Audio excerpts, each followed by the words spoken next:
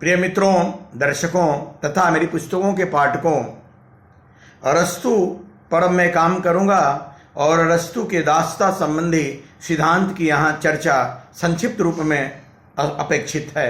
मित्रों, अरस्तु एक यथार्थवादी विचारक है, आदर्शवादी विचारक है तथा उसे अनुदारवादी विचारक यानी रूढ़िवादी विचारक भी कहा जाता है।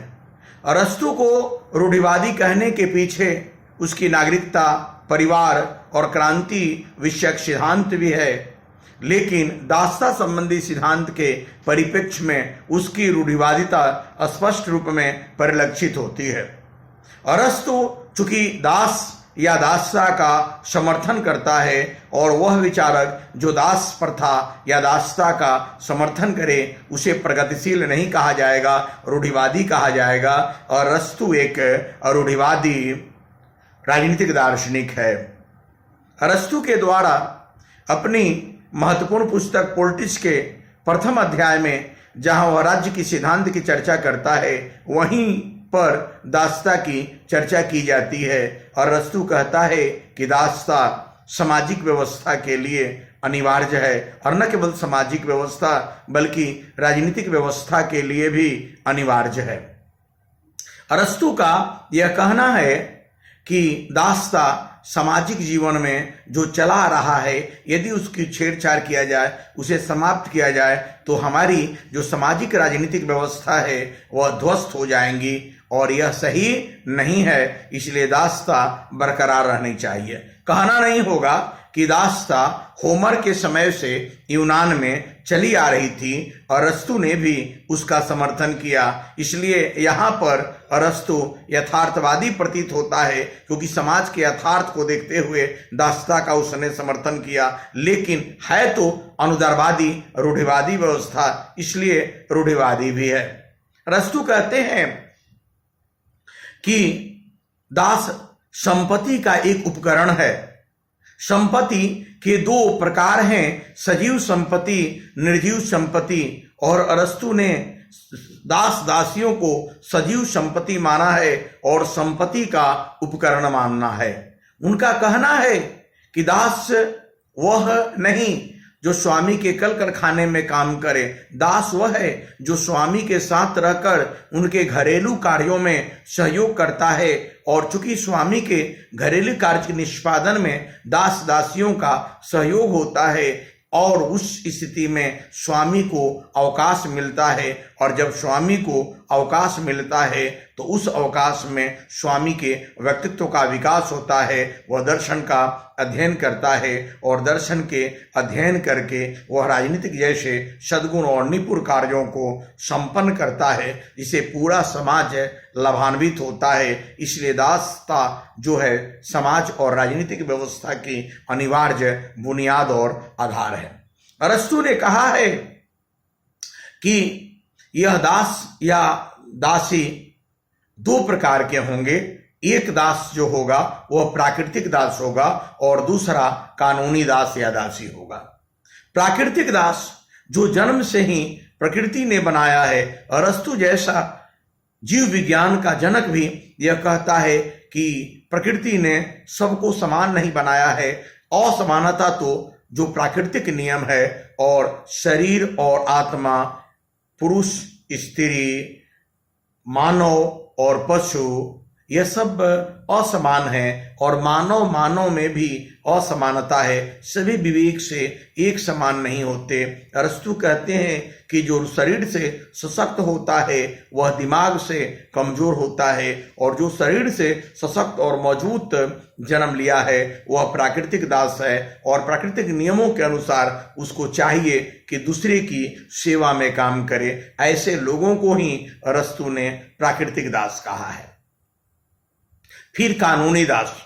अरस्तु ने कानूनी दास की चर्चा किया है और कहा है जब एक राज्य दूसरे राज्य से जब युद्ध करता है तो पराजित राज्य के लोगों को बंदी बनाकर अपने यहाँ लाकर जब काम कराना शुरू करता है तो वे जो दास होते हैं वे कानूनी दास हैं। स्पष्ट है कि अरस्तु ने यह कहा है कि इस दास जो सामाजिक व्यवस्था की अनिवार्य व्यवस्था है, स्वामी के घरेलू कार्यों के निष्पादन में सहयोग करने वाले लोग दास होते हैं। दास के दो प्रकार हैं, प्राकृतिक दास और कानूनी दास। प्राकृतिक दास वह है जो प्रकृति से सशक्त और मजबूत होकर दूसरे के लिए होता है। कुछ लोग जन्म लेते हैं शासक बनने के लिए, कुछ लोग जन्म लेते हैं शासित होने के लिए। जो शासित होने के लिए जन्म लेते हैं वह शरीर से सशक्त होते हैं, वही प्राकृतिक दास है।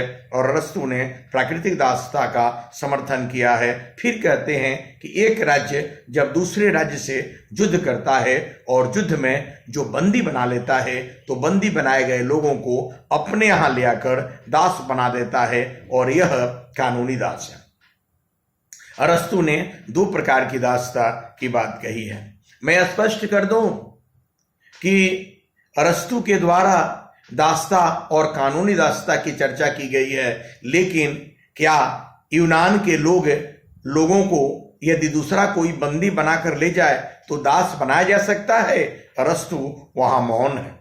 अरस्तु ने न केवल दासता का समर्थन किया है बल्कि यह भी कहा है कि दासता जो है वह समाज के लिए लाभकारी है, और मनोवैज्ञानिक रूप में भी दासता का समर्थन उन्होंने किया है। समाज के लिए इसलिए लाभकारी है कि एक तो स्वामी को अवकाश मिल जाएगा, और जब स्वामी को अवकाश मिलेगा तो दर्शन का अध्ययन करेगा। स्वामी जब दर्शन का अध्ययन करेगा तो उसके व्यक्तित्व का विकास होगा। जब स्वामी के व्यक्तित्व का विकास होगा तो निपुण रूप में सद्गुण आधारित राजनीति करेगा, और जब राजनीति करेगा तो उसका लाभ जो है दास दासियों को मिलेगा।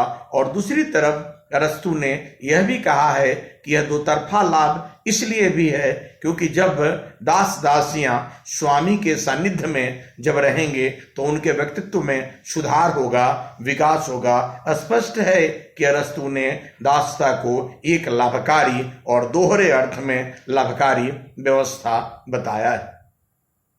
अरस्तु ने भले ही दासता का समर्थन किया है, लेकिन वंशानुगत दासता का वह विरोध करता है और कहता है कि यह जरूरी नहीं कि दास का बेटा दास हो। यदि दास के बच्चे में स्वामी के गुण अगर परिलक्षित होते हैं तो स्वामी में रखा जा सकता है।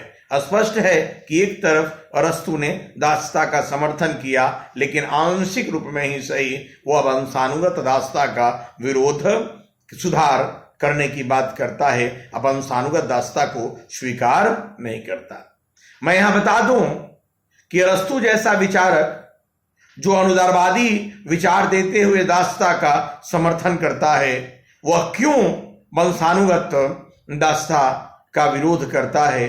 क्योंकि वह खुद अपनी पहली पत्नी के मरने के बाद अपनी दासी हरपिलियस के साथ था, और हरपिलियस से उसको एक पुत्र की प्राप्ति हुई थी जिसका नाम निकोमचस था, और वह अपने पास उन दोनों को रखे हुए था। कहीं न कहीं उसकी वैयक्तिक जो सोच थी, वैयक्तिक जो आचरण थे, उससे प्रभावित होकर वह वंशानुगत दासता में आंशिक सुधार की बात कर दी, लेकिन उसकी दासता का एक सकारात्मक पक्ष जैसे भी हो रहा जरूर है। अरस्तु के दासता का समर्थन किसी रूप में उचित नहीं है, सराहनीय नहीं है, लोकतांत्रिक नहीं है, हर रूप में अलोकतांत्रिक है। उसका यह कहना कि दास दासियां जब स्वामी के साथ रहेगा तो उनके व्यक्तित्व विकास होगा, यह कदापि सही नहीं है। दास दासियां जब स्वामी के साथ रहेगा तो उसके मनोवैज्ञानिक रूप में कुंठित हो जाएगा। वैसी उसके विपरीत बात अरस्तु कहता है, इस यथार्थ का वह को स्वीकार नहीं करता। दूसरी बात कि दासता का समर्थन अपने आप में अमानवीय है, चूंकि वह दास दासियों को संपत्ति और सजीव संपत्ति बता दिया है और संपत्ति में ट्रांसफर या अंतरण होगा, तो अरस्तु कहीं न कहीं दास दासियों के क्रय विक्रय या अंतरण ट्रांसफर का समर्थन करता है। वह मानवीय चेतना, मानवीय भावनाओं का अतिक्रमण का भी एक प्रयास करता है। स्पष्ट है कि अरस्तु का दासता सिद्धांत रूढ़िवादी है, अनैतिक है, अलोकतांत्रिक है, अमानवीय है और हर रूप में आलोचनीय। मित्रों, मैंने संक्षिप्त में अरस्तु के दासता संबंधी सिद्धांत को रखा। मैंने बता दिया कि अरस्तु दासता का समर्थन करता है, इसलिए अनुदारवादी विचारक है। वह दास दासी जो कल कारखाने में काम करते हैं, खेत खलिहान में काम करते हैं, उनको नहीं कहता। वह दास दासी उनको कहता है जो स्वामी के साथ रहकर उनके घरेलू कार्यों का निष्पादन करते हैं। वह दासता का समर्थन करते हुए दास के दो प्रकार बताता है, कानूनी दास तथा प्राकृतिक दास। प्राकृतिक दासता का समर्थन करता है। फिर वह दासता को अनिवार्य बताता है, समाज और राजनीतिक व्यवस्था के लिए लाभदायक बताता है। हालांकि आंशिक रूप में ही सही, वह वंशानुगत दासता में संशोधन या सुधार चाहता है। फिर भी उसका यह सिद्धांत आलोचनीय है, अमानवीय है। मैंने स्पष्ट कर दिया, आप इसको देखेंगे। फिर संक्षिप्त रूप में उनके सभी विचारों को मैं रख रहा हूं। फिर नेक्स्ट वीडियो में दूसरा काम करेंगे। थैंक यू मित्रों।